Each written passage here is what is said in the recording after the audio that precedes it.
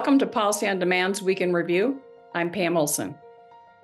It's been a quiet week in Washington with both House and Senate out for August recess.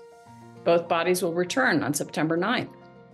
Neither House nor Senate is scheduled to be in session beyond the end of September, meaning they have just 15 legislative days, 13 in the case of the House, to complete unfinished business, such as funding the federal government for the next fiscal year, which begins on October 1. Don't look for tax matters to be considered during Congress' September work period.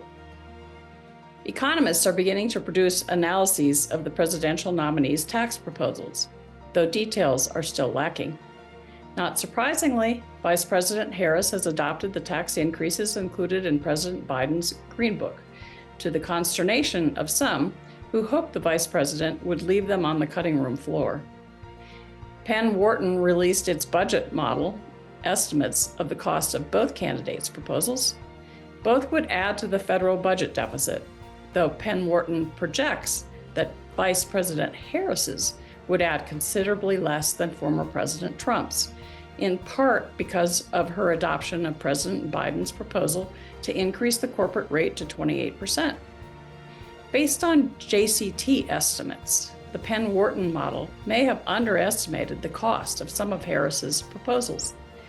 The Penn Wharton model projects a higher dynamic cost for Harris's proposals and a lower dynamic cost for Trump's. Given President Biden's inability to enact some of his Green Book proposals, the question that came up a lot is the prospect for Vice President Harris to succeed legislatively where President Biden failed. That will depend on the makeup of the House and Senate.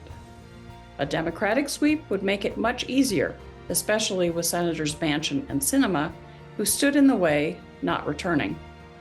But don't count on other senators not having similar concerns.